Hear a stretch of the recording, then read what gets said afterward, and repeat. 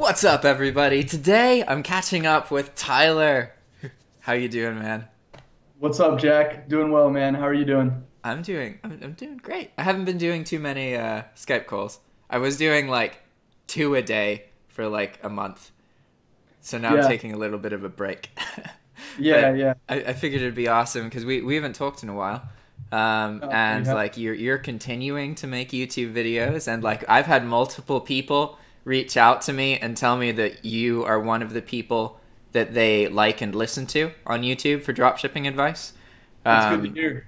yeah. So Definitely. you're doing stuff right, and so I just wanted to catch up a bit. Like, what's going on with you now? What are you doing nowadays? Well, exciting news. I'm under contract on a house, so I'm about to buy a house. That's kind Wow. of cool. But I'm also doing, same stuff, doing eBay, drop shipping, doing Amazon drop shipping still. Um, yeah, I've been into the YouTube idea a little bit more lately, just like giving people advice. And now I'm about to be doing mentoring as well, which I talked to you a little bit about over, just typing to you. But yeah, I mean, same old stuff, just keep cranking out the content and just trying to make money drop shipping, right? eBay's getting difficult. Amazon is pretty much the same as it's been. So that's good news. It's pretty steady. But eBay, is really inconsistent at times. So it's nice to have those like multiple streams of income. Yeah, multiple income streams is amazing.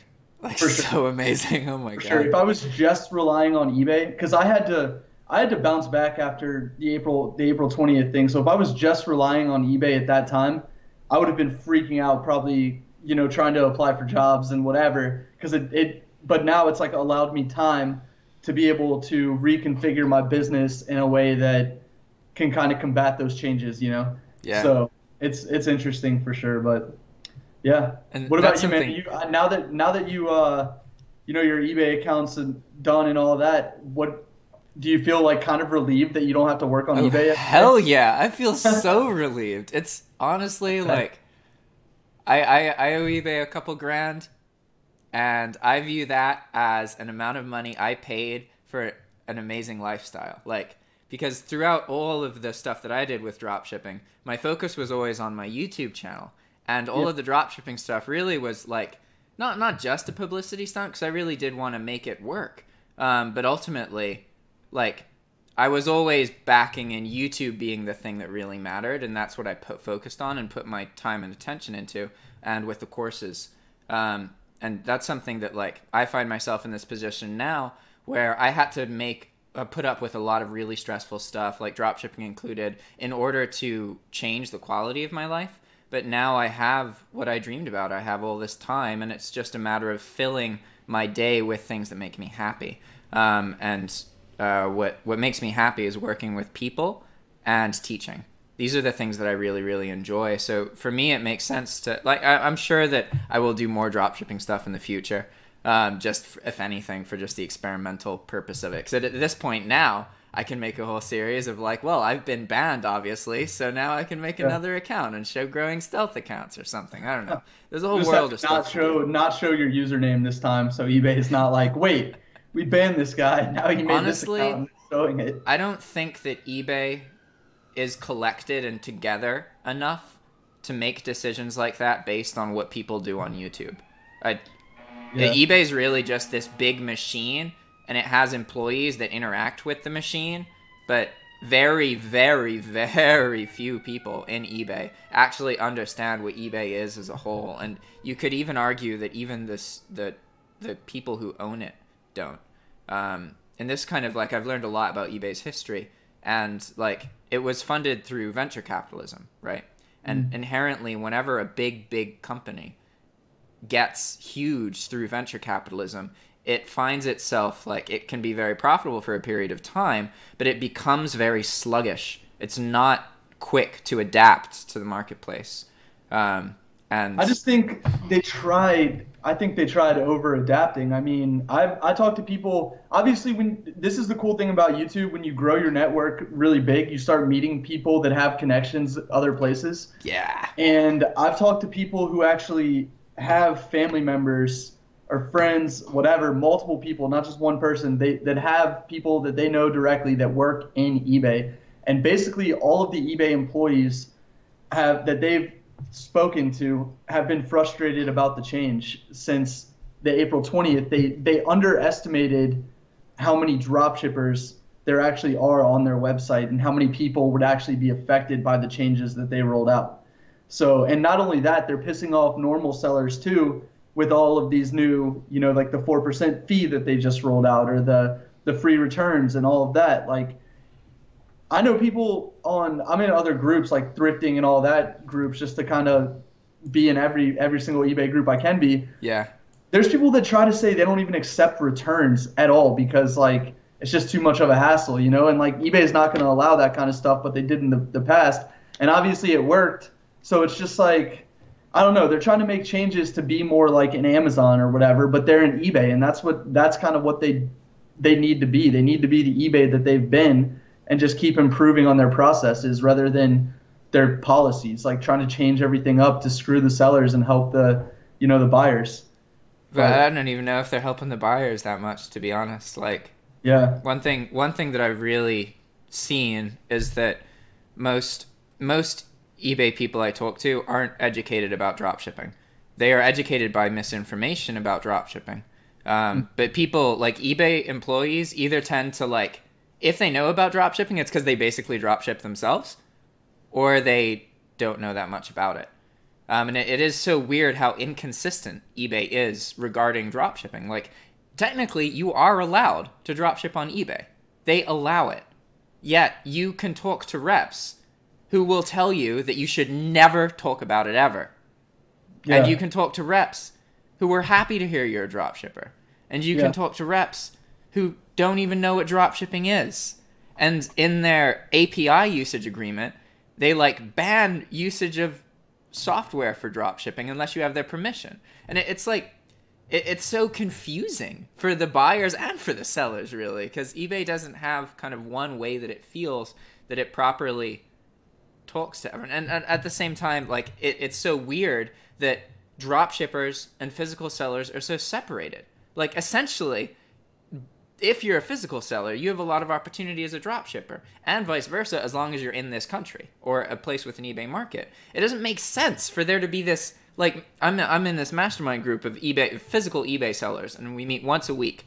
And it's really just shown me how this separation exists, and that it's so weird, Yeah, it really, it's crazy, man. It really is. And you mentioned the reps. I actually talked to a merchant support rep. This was like a year ago, so I don't know if they try to get their employees not to do this anymore or whatever. But he told me he had taken the David Vu course. The eBay merchant rep did on the phone, on a recorded line, and said that he was trying to get into dropshipping. Yeah. So yeah, I've had that same experience with reps. I've been told by reps like what they recognize the software I'm using, and they've said, like, on the recorded line, I'm dropshipping. Like, yeah. And yeah, you talk to other reps. Like, one of the last conversations I had with merchant support was like a 30-minute conversation about how they were telling me how at least this employee's opinion of how the CEO feels about dropshipping. And it was so interesting for me because, like, the guy was essentially saying, like, oh, you fuck us over with all these out of stocks and stuff. And I was just like, but, like, even an average drop shipper, if you know what you're doing and you're legit, you can have a better feedback rate than a lot of physical sellers. Like, it's completely possible to be legit about it. And, like, the example I was trying to show him, because he kept being like, look, people get stuff in Amazon boxes and they hate it and they call us and they're really angry. And I was just like, dude, fucking some customers on eBay are just ridiculous. You cannot use what, like, a small percentage of customers do as a justification to make business decisions. Like, because in my case, switching to Amazon greatly improved my eBay buyers' experience, because they're used to getting things like 3 to 5 business days later, and then suddenly, like, 40% of the time, they get the item 2 days later when they're expecting it 5 to 7. They don't give a fuck it's in an Amazon box. They won't buy it again from me if they care, but they're just happy they got the item sooner, And the rep just didn't. He was like, oh, it's about the buyer experience. And then I'd be like, but when you do it properly, you can control that and be good. And he was like, the CEO doesn't like, right? It was just, it was odd. Yeah, I mean, eventually, I guess, if eBay becomes known as literally just a platform that you can dropship on, because dropshipping has become more mainstream in the past 2 years. Like, since I started in 2017, I've noticed, like, at the beginning of 2017 in January, from there, it just, like, exponentially took off with how much stuff you see about it on the internet, and how many, like, YouTube channels have popped up or whatever of people trying to talk about dropshipping. I mean, myself included. And then you got, like, Ecom Tom. Like, you and Mark were probably the only two people that were really, like, talking about it a lot at the time when I started. And now there's, like, Paul, Ecom Tom, me, Becky, like, whatever. Yeah, there's tons. So but it's like, see, that's kind of, both you and I are in positions, though, where we are going to perceive that more people are aware of dropshipping. This is something that I had to learn getting involved in this scene in the beginning, is that, like, I perceive that a lot of people know about dropshipping. The reality is the vast majority has no fucking idea what it is, and those who do know something about it think it's sketchy. Like, yeah. That is the reality. And it's true that more and more people are getting this information, but from our perspective, it looks like everyone knows about dropshipping. But it's hard to tell. Like, how do we know? Like, how? Okay, because obviously there is more information, but we're also in a position where we're becoming increasingly aware of the information. Like, I know that, like, there was never a point where Mark and I were the only people talking about dropshipping. There's a point where, like, maybe Mark and I were the only people who were easy to find talking about dropshipping. But the reality is there's tons of YouTubers and tons of them giving information out, you know? So it's tricky for sure. Yeah, but the one thing I will say about kind of the growth of people that know about it, if you look at the people that are starting courses, like you, for example, and then Paul and Ecom Tom, those guys, their courses are, you know, trying to target people who are just getting into dropshipping, right? And yours too. Yeah. So you start running Facebook ads or Instagram ads or YouTube ads, whatever, about, you know, your course or Paul's course or Econ Tom's course, more people are going to know about it, you know? And that's kind of how I feel like the dropshipping ecosystem works right now for YouTube. It's like the people that have courses get all the new people in and, like, you know, expose what dropshipping is. And then they find like, honestly, myself, they find my YouTube through suggested videos or something like that coming in through someone else's course or YouTube channel. So the more courses that are out there, you know, and the more people that are trying to sell their course, there's just going to be exponentially more people coming into dropshipping. So yeah, there may not be as many people as I think are right now, but there's going to be more people trying it in the future or knowing what it is. And when you become a dropshipper, let's be honest, like, you're not shopping on eBay for anything that's new anymore after that, unless you're just like 100% certain that you've searched everywhere on the internet and that's the cheapest price. Yeah. I've never bought anything new off of eBay ever. So, especially now that I know what dropshipping is. Yeah. So that's probably what they're worried about. You know what I mean? Yeah, But definitely. At the same time, I do feel like they should make it harder for some sellers to be dropshippers, and the ones that, you know, establish themselves as good servants to the customers, you know, like actually making sure they have a positive experience, refunding them when it comes in, partial refunds or whatever, if they're going to be adamant about the Amazon box, things like that, because it's such a small percentage. Those dropshippers should have no issues in eBay's eyes, like being a dropshipper, right? But the ones that are just trying to make a quick buck, get in, get out, not care about the customer, those are the ones that are causing the problems, in my opinion. Yeah. So, yeah, no, I completely agree. It's kind of crazy because eBay, you know, 2 years ago, you could start an account and start dropshipping right away and upload, like, you know, hundreds of items, and it probably wouldn't throw off any flags in eBay's system. I'll say this, I tried to start a new account just as an example account that I could, and it was linked to I even, like, called merchant support and was like, hey, I'm starting this new account, because I was already on the call for my anchor stores. Yeah. And I was like, can you see if you could just possibly get, you know, the limits raised here or whatever? And the limits got raised to like 1,000 items, no problem, right, from the very beginning. But once I started listing products on there, I got this violation that said you're in violation of, or a message that said you're in violation of eBay's listing policies, and the account got shut down. Even though my 2 anchor stores, nothing happened to them. So I'm like thinking that eBay is trying to prevent new dropshippers from coming into the market. So that's kind of a weird change to me, how they're trying to slow down like new dropshippers by causing issues like that. But I don't know. So yeah, it's hard weird. to, and so now I'm know. trying to say, like, what I'm trying to say from this is basically if you want to start dropshipping now, you kind of have to use a different strategy where maybe you should start selling items around your house, like David Vu always said, you know, or like the people back in the day, to get feedback up, start selling new items or old items from your house, or go to the dollar store or whatever. That you might have to do that now so you don't get flagged right away as a dropshipper by eBay, if that makes sense. Yeah, that's stuff I just added. I'm doing a bunch of revisions into the course so that it has like, it's an accurate representation of everything I've learned. And that's one of the things that I talk about is selling things physically, and how even like there were a ton of situations with my bulk account. I was selling Nintendo Game Boys. The reality, 99.999% of my store is not physical listings, right? It's all dropshipped listings. But just having the ability to be like, yeah, I sell Nintendo Game Boys to the rep and not be lying, and they could see the listing, like, it definitely turned the tide in my favor in a lot of situations, because if eBay sees that you're selling physically, they are more willing to work with you, especially even if you're actually doing mostly drop shipping. Just having some kind of physical sale makes you more legit. But also, you get flagged as a drop shipper now, and they will push your items behind physical items, right? So essentially, like, you don't rank as well in Cassini once your account is flagged as a drop shipper.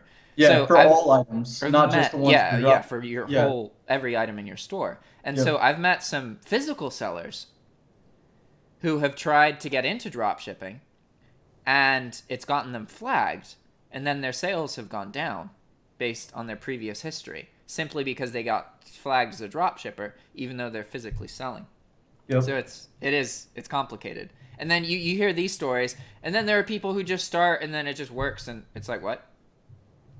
Like, what? Yeah, well, there's a guy, Anthony, who I've done a couple interviews with on my channel. He actually was starting new accounts. That was his whole strategy, was like starting new accounts like weekly.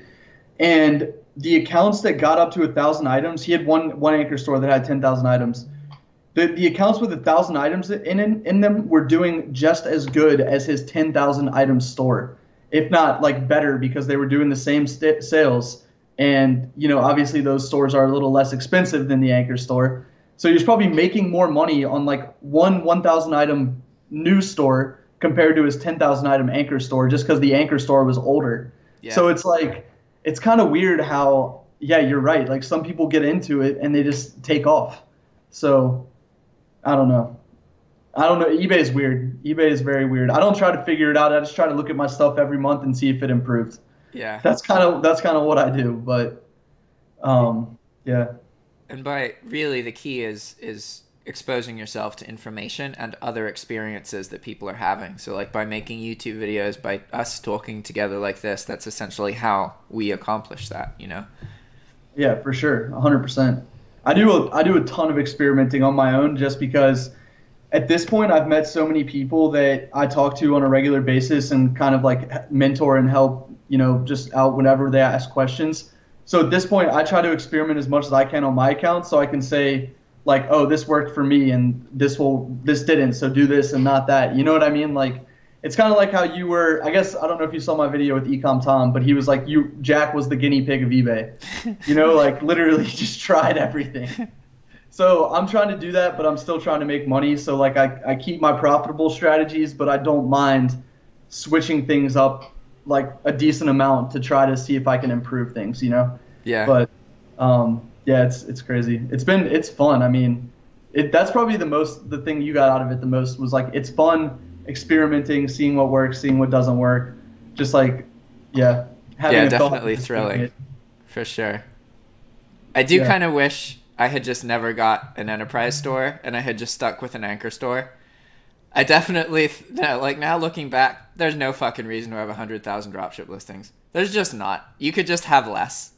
Yeah, I had the goal. I had the goal of getting an enterprise store too, but then something really weird happened. I had 50,000 items, but then I got a lawsuit threatened against me for trademark violation, and I actually had to settle that before it went to court.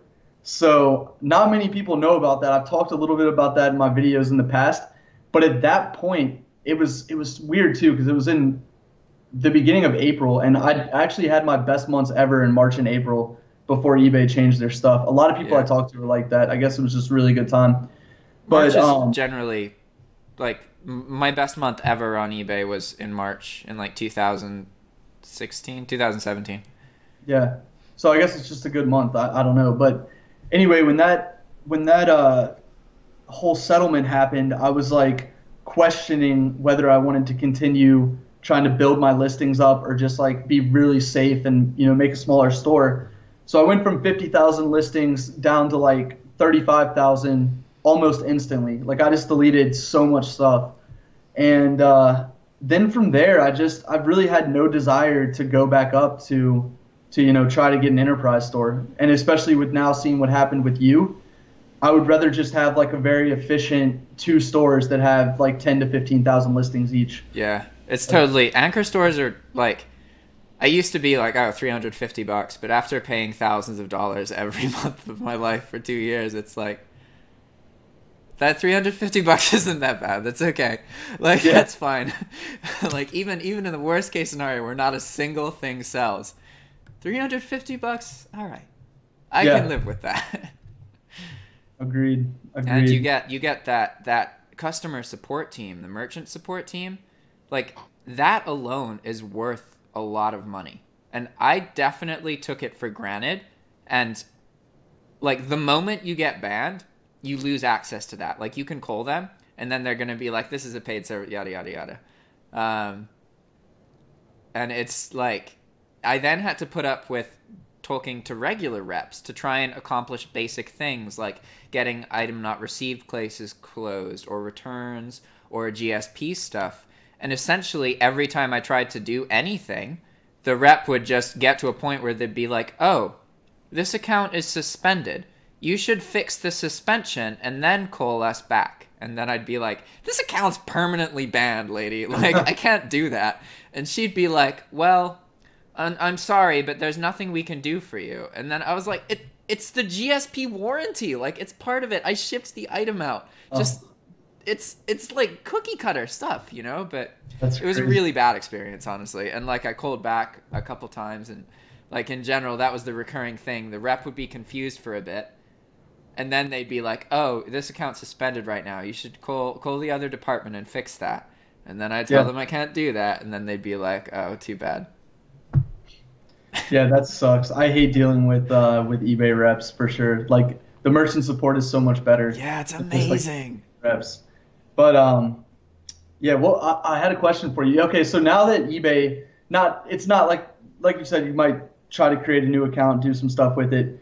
So it's not in the rearview mirror totally, but you've built this like big YouTube channel, you know, 13,000 subs, and I'm sure it grows every day. What's your goal with like what you want to talk about in the future? I know you like talking about like positivity and like, you know, happiness and all that. Do you think there's a big enough market for just that, or kind of what's your plan? Well, I've been wanting to deviate away from dropshipping for a long time on my YouTube channel. Like I first started making videos talking about that concept back when I lived in Nicaragua a year ago. So a lot of what I've been doing on my YouTube channel has been like, I've made a lot of decisions to do experimental videos that get less views but are more true to what I enjoy instead of videos that grow my channel faster.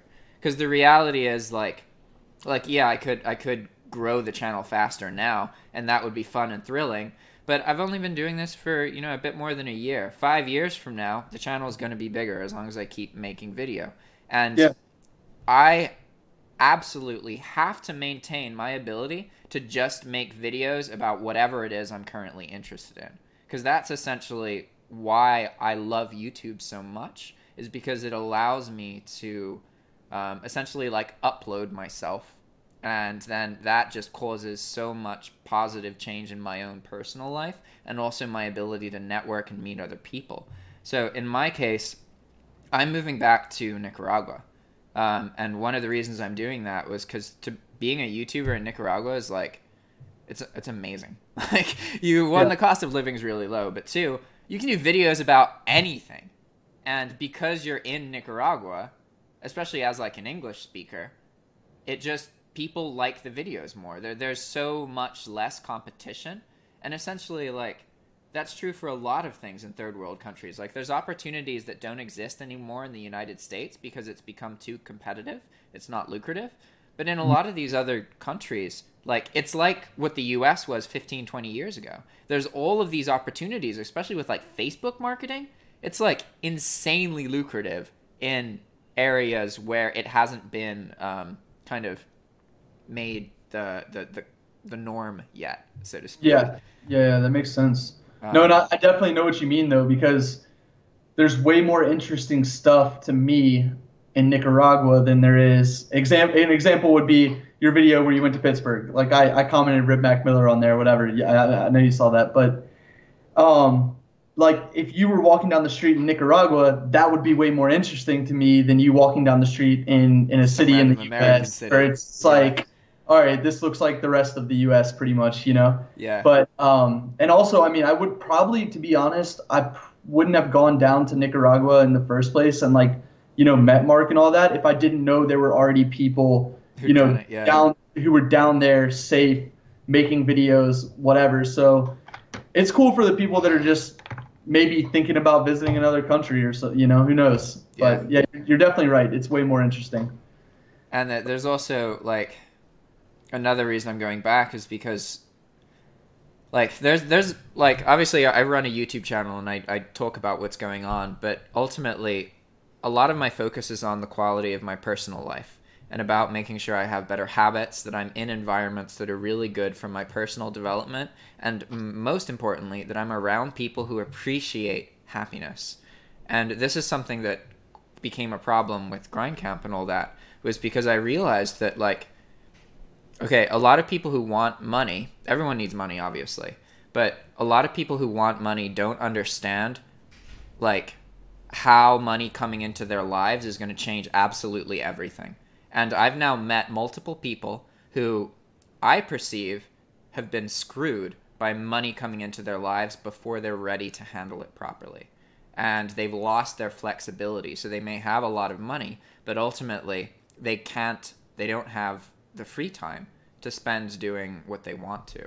And so in Nicaragua, like I went there initially perceiving that I would be around all these people in this environment that I wanted to stay in. But ultimately, I found that I left that environment and then met a bunch of locals, and these are the people who I love and have strong relationships with, who I've gotten even closer to after leaving because we had connections. And that's the kind of environment that I want to get back into, where I can be part of a community of individuals.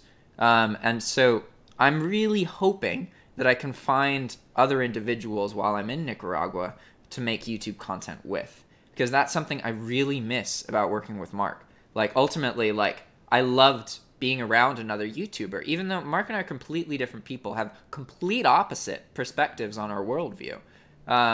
But it was still amazing to just be, like, I made like 30 or 40 videos with Mark.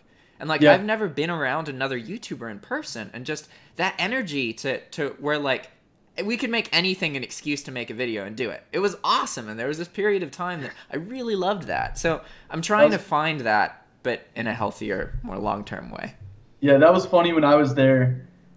It was the same way where Mark, like, I would make a comment, and then Mark would just be like, oh, we got to do a video about that. And it's like, okay, all right, we'll do it. So Mark's strategy for, and I didn't have a YouTube channel when I went down there.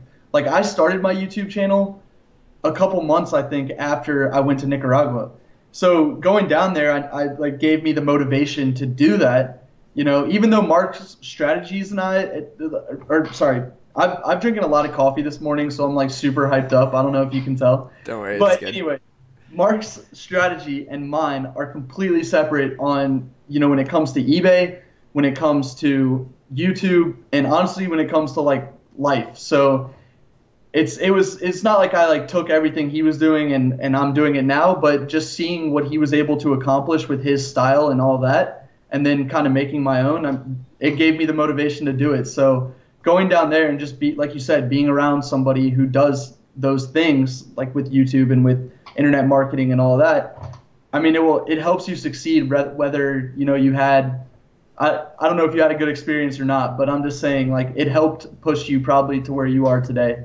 Oh, yeah, absolutely. Like, I mean, I have a tattoo on my neck of the symbol of the event that I had a huge falling out with the creator. So, like, there's true. controversy, but I don't regret anything at all. I don't regret this tattoo.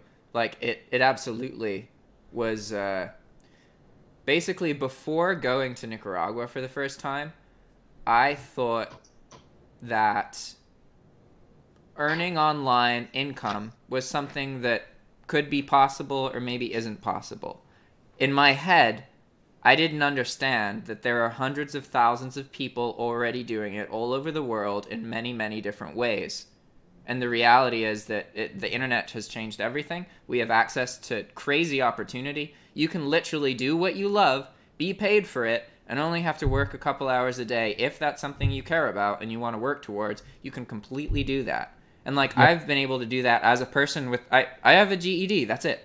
I don't have any formal education. I don't have anything to prove myself to anybody, but I'm able to live this really high quality life because of that shift really in the mentality is all that it was. It wasn't so much that I went to Nicaragua and then I learned some secrets and then those secrets changed my life.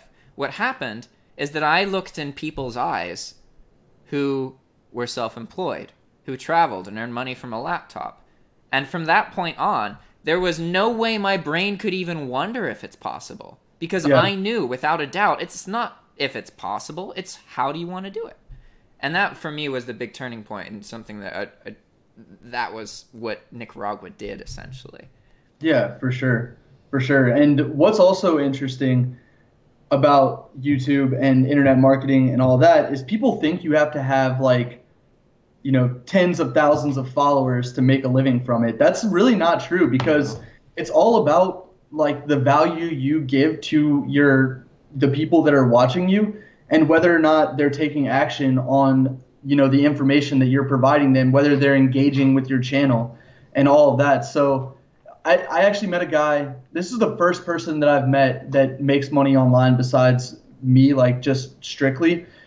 I was sitting at a bar the other night, or it's a pizza joint, but I was sitting at the bar and there was a guy next to me and he said something about going to a influencer conference and he was talking to someone else, but I waited for a good opportunity to be like, hey man, sorry, I'm not eavesdropping on your conversation, but I heard the word influencer conference. Or, you know, I heard you, whatever, talking about it. And I was like, what do you do? Are you, you know, a YouTuber, Instagram? He said he does Instagram full time. I looked up his Instagram. He has 27,000 followers. And that's not like a ton of followers or anything for an Instagram. It's not an inhuman amount. No, yeah, exactly. But he gets sponsorships from Bose, like the headphone company. He gets Bud Light sponsorships, all that, because 75% of those 26,000 people are like in Charlotte, and so he can like really reach the Charlotte market, and he gets paid $700 a post for his Instagram account. That's insane. For 26,000 people. So like people think that you have to grow this huge following, but it's not true. If you're a real person and people like you, then they're gonna be engaged in what you have to say. And so for me, it's kind of crazy with my subscribers. I bet for my 2,300 subscribers I have now, there's probably not many people out there that make what I do off of 2,300 subscribers. I don't make enough to make a living off of it by any means. I still have to do eBay and Amazon dropshipping, but I just never thought that I could even make $1,000 with 2,300 subscribers. You know what I mean? And now it's like, it's amazing. So yeah, so that was another big... watching this, I just want to say for y'all watching this, if you're going to start like a YouTube channel or anything on the internet, you don't have to be like mega huge to be successful. It's just the way it is. Yeah, you really just have to be regular about content creation and stick with it. And as long as you're creating content about something that you enjoy, then ultimately, like, things are going to work out. And it's absolutely like, you only need a couple thousand subscribers to be able to see income. Essentially, if you have a YouTube channel and you have a product, then you win. Like, I remember I actually watched your video where you talked about that, how you learned from Mark that you need to have your own product in order to make a really good living from YouTube. And that's kind of why you created your course and, you know, are creating multiple courses in the future. But I don't really have a product. You know, I just kind of promote what I use for my own dropshipping business.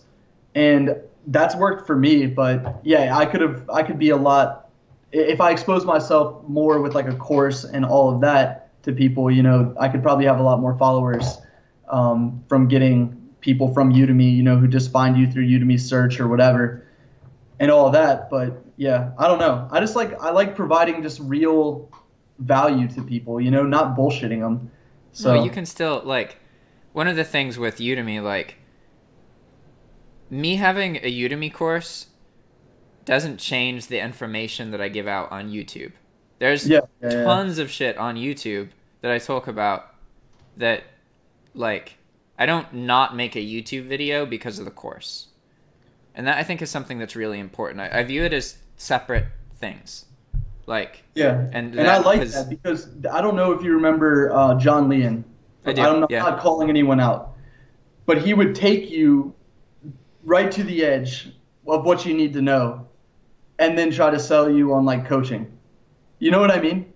Like, back in 2017 when I first started, I did get on a couple coaching calls with him, but he would literally give you the most basic of information and then everything else was like behind the curtain. Mm-hmm. So it's like, for me, I just, like, I'm like you, where I just put everything out there and tell people exactly what I'm doing. You know, there's nothing like, if someone asks me a question, I'm straight up like, this is how I price my items. This is how I delete my items. This is how I do this, you know? But so that's the one thing I have an issue with if someone creates a course or coaching and all of that and literally just tries to lead people to the water. Yeah, it's like they use the YouTube channel as a ramp to the course instead of a functional thing itself. Yeah, exactly. And that's why if I do like mentoring or coaching or anything like that, like I have people who pay me for coaching on my website, right? Most of the time, I'm literally just, I feel like I'm reiterating stuff that I've said in a YouTube video to them. And then I'm like, all right, so they paid me $100 for this hour coaching session, but I kind of feel bad because they could have watched these videos and gotten the information for free. But it was their choice to like just want to talk, I guess, to reconfirm the things I was saying. I don't know. But dude, that's like every Skype call I do that's with somebody and it's for like consultation or dropshipping advice. It goes like this. Listen, give them advice about virtual assistants. Encourage them to use virtual assistants. Encourage them to educate themselves. Remind them that virtual assistants is really important. And it's like, that's the premise of every call essentially. And it's like, yeah, it feels a bit redundant, but at the same time, like, it's weird because when you make a YouTube video, even like timelines are weird. Like people recently have seen videos I made like a year and a half ago and message me as if I just published that video yesterday. And like that's a recurring thing, and it's like, okay, it's odd. It's definitely, when you're making videos, you would think, okay, you watch this one, this one, this one. But the reality is that nobody watches old videos. Some people watch some of a video, but most people just don't. And it's like, essentially the only way to communicate to everybody in your subscriber pool is through your title of your video. That's the only part that most of your subscribers, even the people who don't watch your video, are going to watch and learn from. And that's something I've learned a lot as a YouTuber, is that like you can imply something in a title and then in the first 10 seconds of the video say that it's different, and you'll still get people to reach out to you as if the title of the video is the thing. So it just, I've seen on multiple occasions that people look at the title of the video almost always. Mm-hmm. And then a few of them watch the beginning of a video, and then even smaller amount of people continue to watch after that. But this is a good opportunity to transition into, you mentioned that you're doing some kind of mentorship. So can you share more about that? Yeah, so basically the software that I use, SaleFreaks, they're actually going to start paying me to mentor people.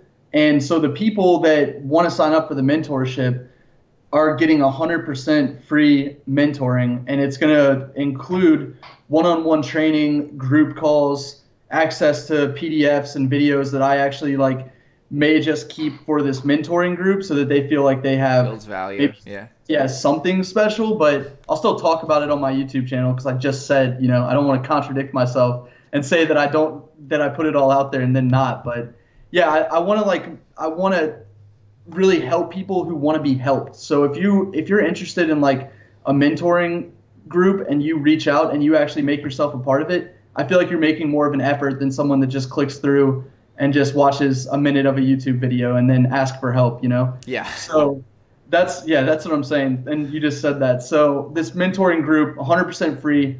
The only catch is you have to at least have 1,000 items, because I really don't want to help people from the very, very beginning. I want to help people who have helped themselves by getting started on their own. Yeah. And then they need help scaling to, you know, a bigger point. So that's kind of what it is. It's, if you got 1,000 items, I would prefer people who live in the US so that they can get the 5% cashback card, mm-hmm. and they can get tax exempt a lot easier on Amazon.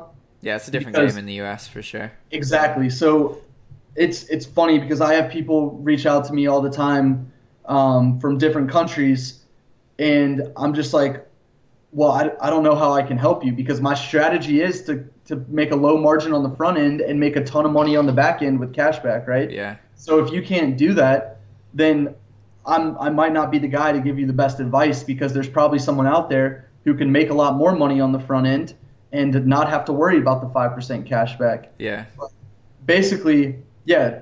Sorry, just to reiterate, if you live in the U.S., you have the 5% cashback card, and you're either tax exempt or getting tax exempt, then I can help you make more money. Like straight up, that's exactly what I want to do. Yeah, that's your specialty. And SaleFreaks is gonna pay for it. So check out. I'm gonna make a video on this, so check out the video that I'm gonna put on my YouTube channel, and you guys can see more information there about it. Sorry for the little pitch, Jack. I know it's all good. This is your channel, but yeah. And if you guys want to check out Tyler's channel, you can look in the description, and there's a link to it.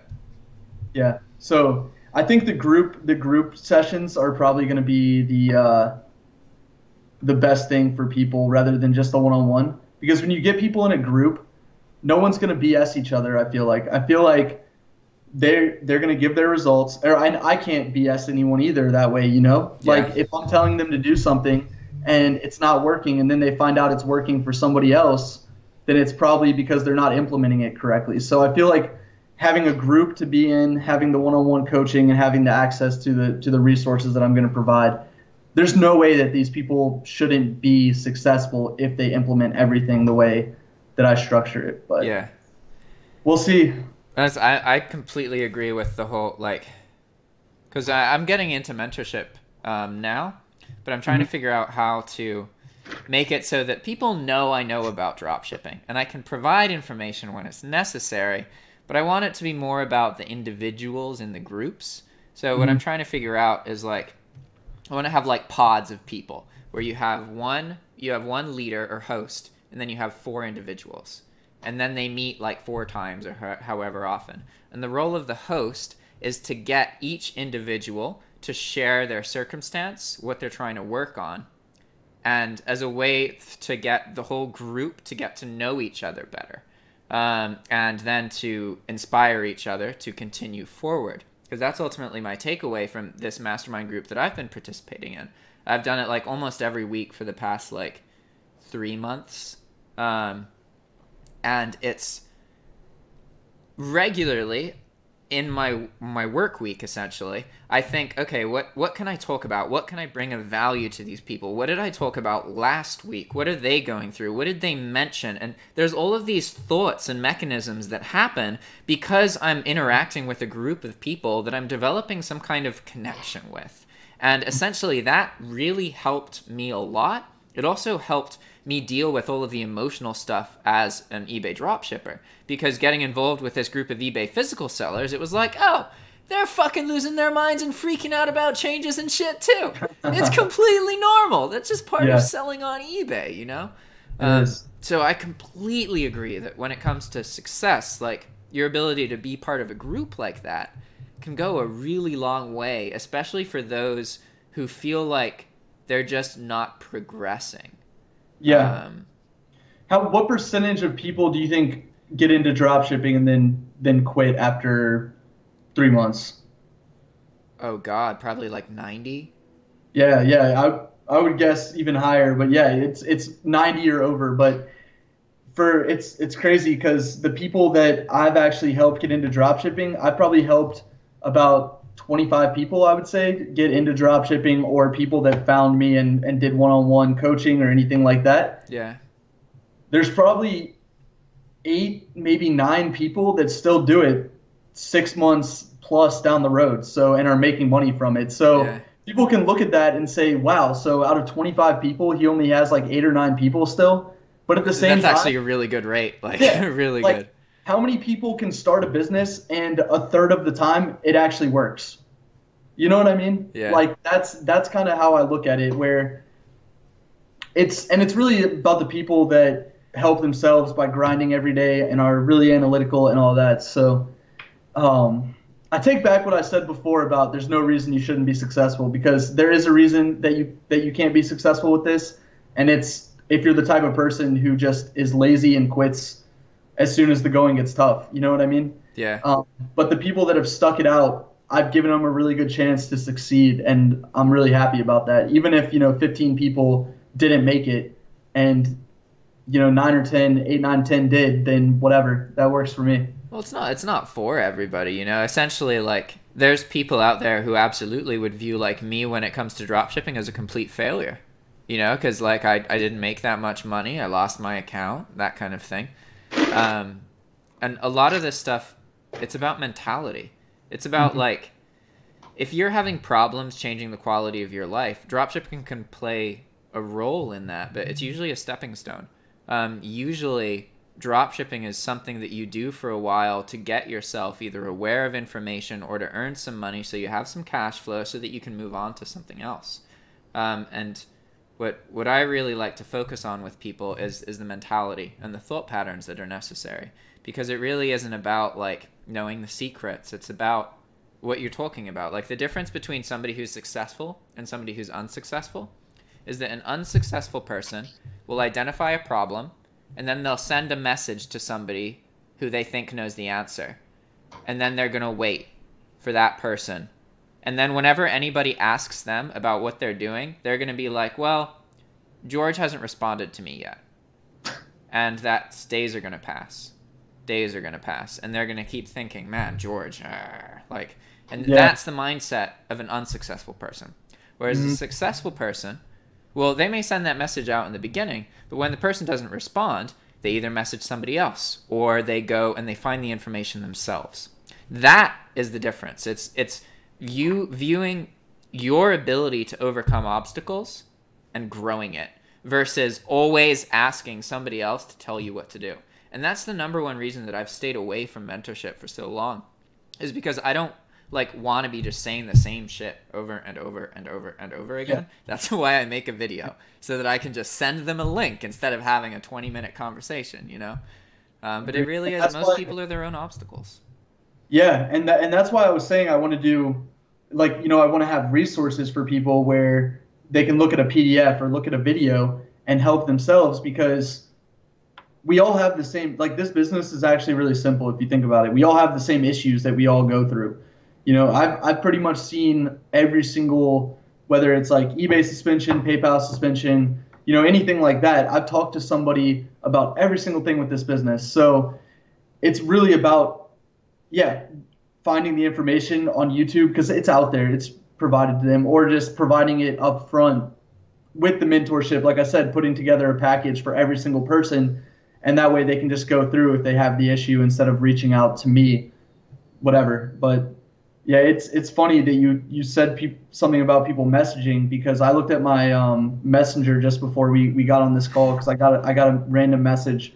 Man, there's hundreds of people who have reached out to me, and I almost want to like just message them because they ask random questions that are easy to find on YouTube. Yeah. I almost want to message like every single one of those people and be like, hey, are you still dropshipping? Are you still dropshipping? And see, they'll probably none of them are. Yeah. Because they didn't reach out and find the information themselves. So yeah, that's crazy. And dropshipping is something that, like, one of my focuses recently has been learning more about the international scene. Because I perceive dropshipping as more of an opportunity to internationals than to United States citizens. Just because a lot of these people live in countries where, like, if they can make $300 in a month, that's life-changing amount of money. They can completely flip the quality of their life. They can provide better food for their kids. It is a life-changing opportunity for a lot of people overseas. So now what I'm trying to learn more about is, like, how people go about access, like how people in Israel go about dropshipping, how people in Morocco go about dropshipping. It's really, really interesting because essentially there's two main issues. One is payment for goods, and two is accessing money made online. In the United States, if you have money in a PayPal account, you can have that money in your hand. Really, really, really easy. In other countries, it's really common for them to have a limit of like $1,000 a year. You can't transfer more than that out of your PayPal account into your bank account. And maybe you can't even link your local government's bank account to PayPal. Like, it's just not even possible. Like with a Nicaraguan bank account, you can't link that to PayPal. There are services that you can do that allow you to essentially link it to PayPal by making a Payoneer account and then lying a little bit and getting that linked and then transferring the money out of that into the Nicaraguan account as a US like routing thing. But like a lot of it for these people overseas is about they don't have access to the information necessary to overcome these payment hurdles. And because they can't overcome the payment hurdles, they can't get involved in the beginning. So for me, it's really interesting seeing how, like, I may play a role in assisting, like, more of that information. But yeah, it's different. Definitely. But what's also weird about international sellers, or not weird, I guess expected, they seem to have more issues with getting suspended from PayPal and eBay. Yeah, absolutely. It's like it triggers some alarm thinking they're a scammer automatically, which... if you look at the data, I bet there are a lot of scammers that come from out of the U.S. rather than in the U.S. Well, it has to be that way because, like, as a non-U.S. person, you can fuck people over in the U.S. and have almost zero consequence. It's true. Like, you can go into debt, and it doesn't really matter that much. Like, there's a lot of reasons for these things. And there's also, like, the whole concept of laundering money and that kind of stuff. Like... Yep. You can absolutely launder money through dropshipping, and like theoretically, like evil people overseas could use dropshipping and that kind of thing to earn money. You know, it's controversial. It's kind of, but ultimately, like, I've met so many awesome people overseas, and I just like I want to figure out how it's a bigger market. Like, yeah, well, a small percentage of people doing the wrong thing ruins it for everybody. So that's why eBay is so sensitive about it. You know, I'm not saying people from overseas are automatically should be labeled as scammers. I'm just saying the majority of the small percentage of people that are scammers are more than likely to be international. Yeah, international. So yeah, and I wanted to talk about what you said about earning the $300 a month and, you know, being able to live off of that.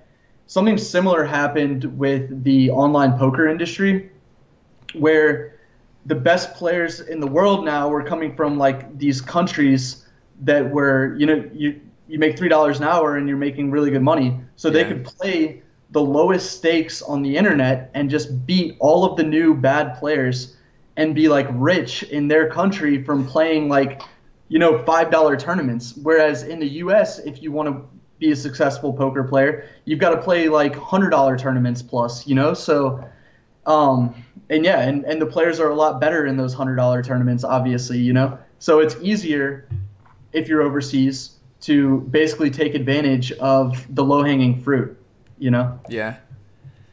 And it goes so much further, like so much further.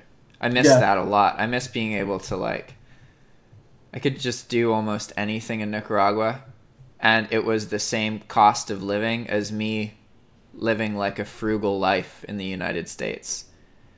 It's just so, and especially now, like, I got really lucky with the individuals that I met, and now I have access to a community I can live with of people there who are like, it took me 12 years in the United States to develop support groups, whereas in Nicaragua, because of that shit going down, I was put in a situation where I was incredibly vulnerable and people helped me when I was at my worst. So I, like, by going through that trauma with people, going through hardship, it brings you closer, you know? And if you see how somebody treats you when they have no reason to treat you well, you can count on that being a much more accurate assessment of their character. Whereas a common thing, especially as a YouTuber and as somebody who's very positive, people usually don't show me their negative sides. And so it's changed my perception of people. I now assume that I'm not seeing the nasty sides of people, and I shouldn't get close to them unless I've seen how they treat somebody that they don't respect, or how they treat like an animal, or other things. Like if these events haven't happened, even if they seem amazing and really positive, it's like it doesn't mean anything, you know? It makes sense. I mean, yeah, obviously everyone wants to put on a good front on YouTube. Just like if you look at someone's Instagram, they're not going to post a picture that doesn't make them either. It's not like flattering on them or whatever. You know, it's like they only want to show the good sides of their lives, and that's how a YouTuber is too. So yeah, it's wild, man. I was actually thinking about that the other day when I was scrolling through Instagram. So many pictures of people smiling and all of that, and I'm just like, wow, you would think every single person's life is perfect if you just looked at They're their just happy all the time. Yeah, exactly. It's kind of funny. And it's like YouTube. Like, if you look at a dropshipper who is selling, you know, an expensive course or coaching or something like that, you would think that their business is going up all of the time, right? But I've done videos in the past too where I say my sales are not good. They're not as good as they were before or whatever. But yeah, people only want to show you the positive sides, huh? Yeah.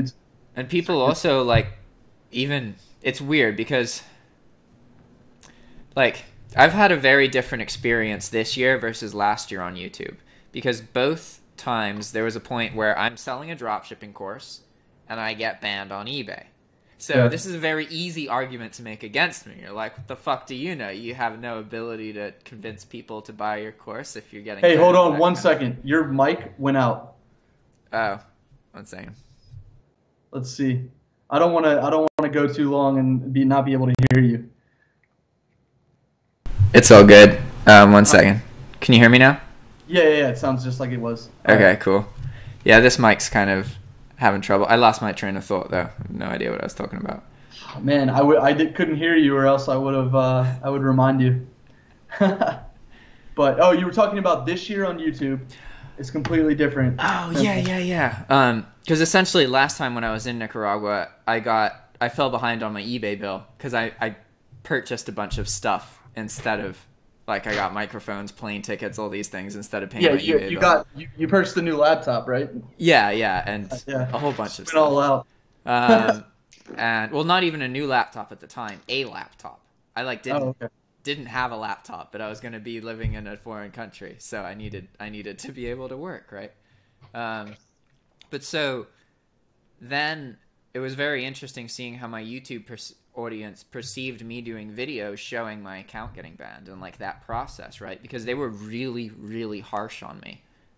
Like my videos were getting between like 50 to 60% dislike ratio, which is insane because normally it's like 95% like, and then maybe a little bit of dislikes. All videos get a couple, but like it was intense, right?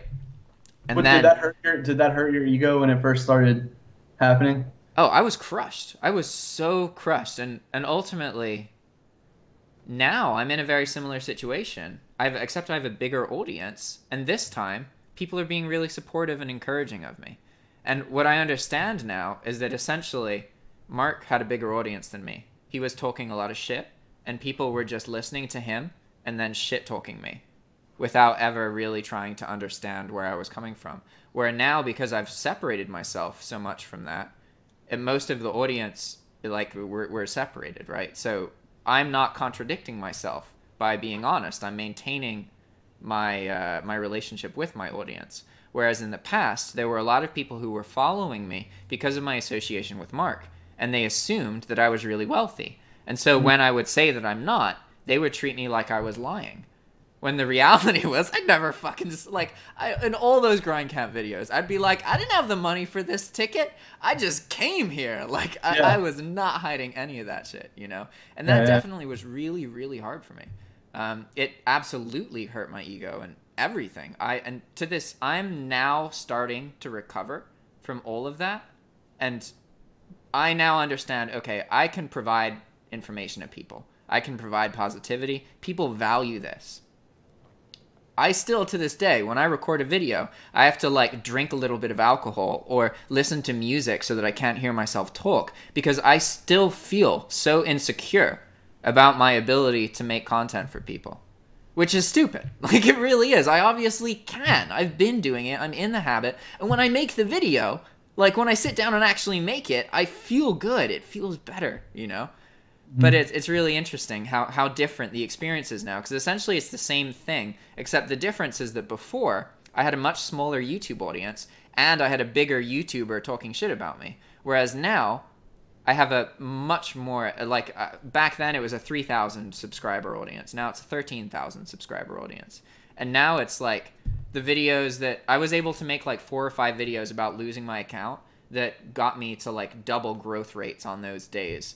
And that got me more publicity, and then more people reached out because they just learned about me because of those videos. And like essentially for my YouTube channel, it was just a positive experience, which is completely night and day versus a year ago when it was almost entirely really negative.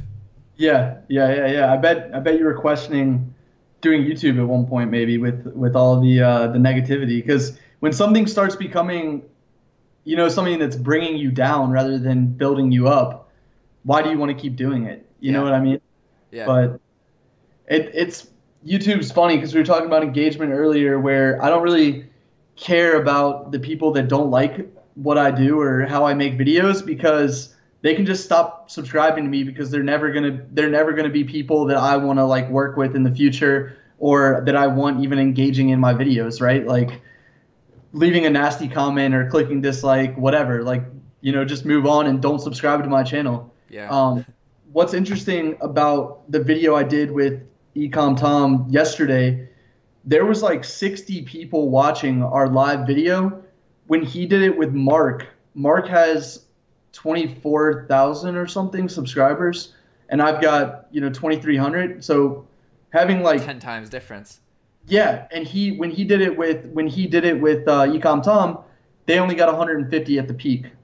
Huh. So if you think about that, the engagement rate is like way more important than who's clicking subscribe on your channel just to click subscribe. So I mean, maybe people unfollowed you or whatever, but who really cares?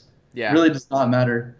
Yeah, and ultimately, like, it taught me that I need to regularly do these events that show people who I am, these videos where I'm just completely straight up and I share the negative shit, because that essentially shakes off the people who follow me for the wrong reasons.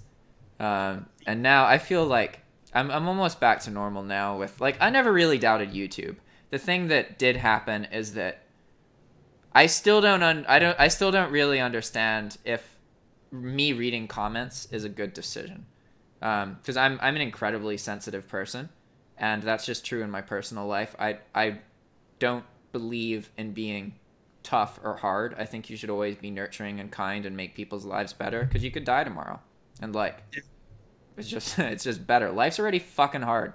It's gonna fuck you over, and you're gonna have to learn from it. So there's no point, from my perspective, in like pressuring people negatively. Yeah. But and I know what you're saying about the comments though, because at first, when anyone would leave something that was even semi-negative, I was really, sensitive about it too. And I was like, should I delete this comment off of my channel, or should I let people see this? But now it's just like, I'm like a person who's okay with like a 1-to-1 ratio. If someone says they hate me and someone says they love me, cool. Cancels out and I'm good. You know what I mean? So yeah. For every one person that leaves a negative, there's plenty of people who I get support from that I've never even, talked to, that I see commenting on like every single video of mine or whatever. And that kind of stuff makes me happy.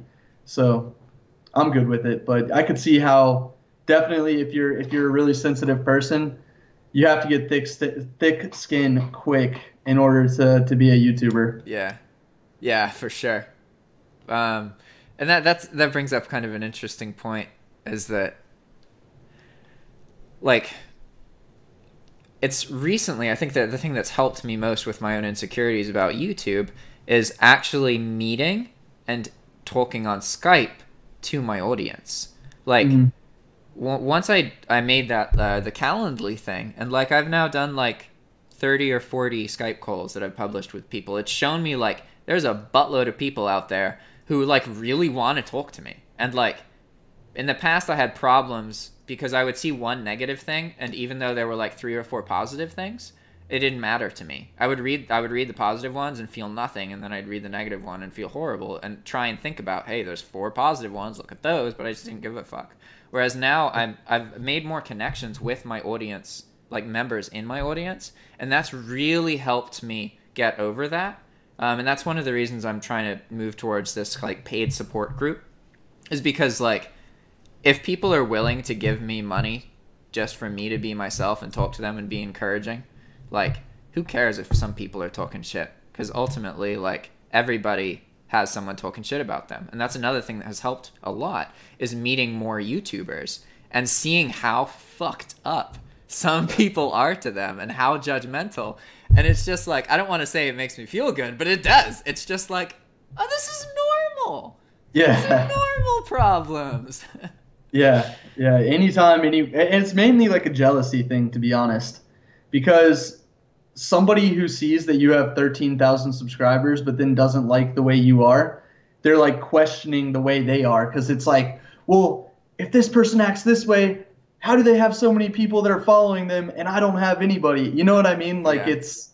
It's really just an insecurity on their part when people do that. And I know that's cliche to say because people try to tell you that when you're growing up to make you feel better, but it really is so true. Yeah. The internet, especially on the internet, 100%. But yeah, man, good stuff.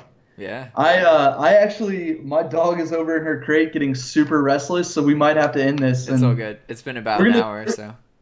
We're gonna do one on my channel soon. Sounds good, man. Yeah. Just reach out. I feel like I don't want to just take advantage of your time and your subscribers or whatever. You know what I mean? I want you on my channel too, because there's a lot of overlap. Like, everyone who's found me pretty much follows your channel, I feel like. So for what it's worth, you can, anytime we make a video like this, as far as YouTube's concerned, because it would look slightly different from you recording it, they're separate videos. You can absolutely like record these videos and also upload them to your channel. Just for reference. Oh, I think it froze. All right. Anyway, I think I just lost my internet connection. So I got to end this recording now. That worked out. Timing was good. I'll do more videos with Tyler. If you guys want, check out his YouTube channel in the description. See you guys next time. Ciao.